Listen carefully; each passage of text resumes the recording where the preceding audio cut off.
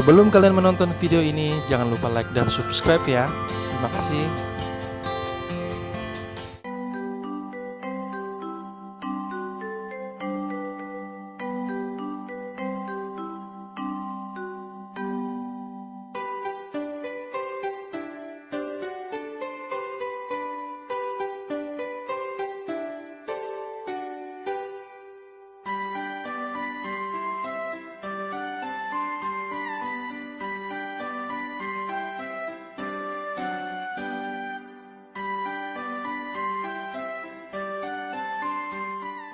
Assalamualaikum warahmatullahi wabarakatuh.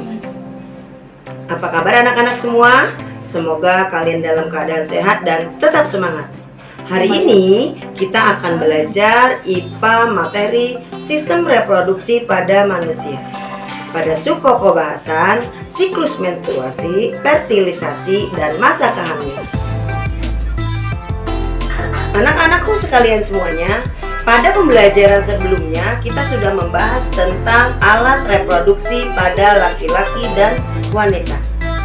Pada alat reproduksi wanita terjadi proses menstruasi, fertilisasi, dan kehamilan. Pada organ apa sajakah proses tersebut terjadi? Simaklah pada penjelasan berikut ini. Proses yang pertama adalah siklus menstruasi. Adalah suatu keadaan keluarnya darah, lendir, dan sel-sel epitel yang menyusun dinding rahim. Siklus menstruasi setiap wanita berbeda-beda. Ada yang 28 hari, siklus wanita pada umumnya. Ada yang 18 hari, siklus menstruasi yang pendek. Ada yang 40 hari, siklus menstruasi yang panjang.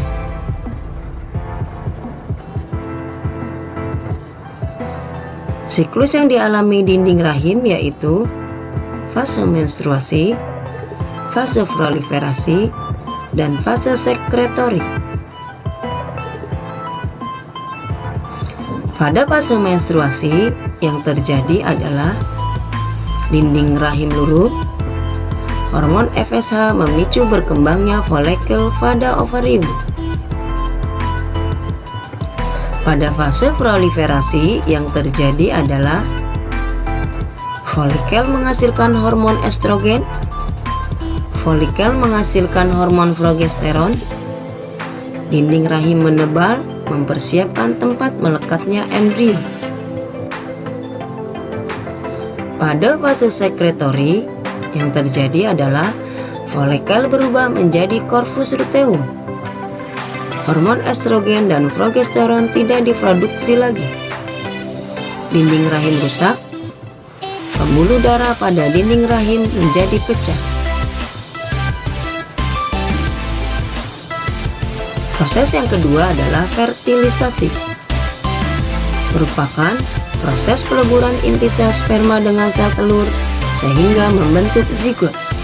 Proses fertilisasi ini terjadi di dalam tuba falopi. Proses yang ketiga adalah masa kehamilan.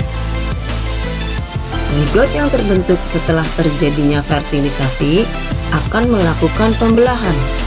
Selanjutnya berkembang menjadi embrio yang akan menuju ke rahim dan kemudian tertanam ke dalam endometrium. Baik anak-anakku semua, ini adalah organ reproduksi pada wanita. Ini adalah dinding rahim. Ini yang seperti tanduk adalah tuba falopi. Dan ini adalah yang seperti buah fir, ini adalah ovarium. Pada organ reproduksi ini terjadi yang namanya proses menstruasi, fertilisasi, dan masa kehamilan. Ketiga proses itu disebabkan karena adanya proses ovulasi. Proses ovulasi adalah proses melepasnya sel telur dari ovarium. Apabila sel telur telah lepas dari ovarium, sel telur akan menuju tuba falopi. Pada tuba falopi, sel telur akan bertemu sel sperma. Apabila sel telur bertemu dengan sel sperma, maka akan terjadi yang namanya proses fertilisasi. Pada proses fertilisasi dihasilkan zigot.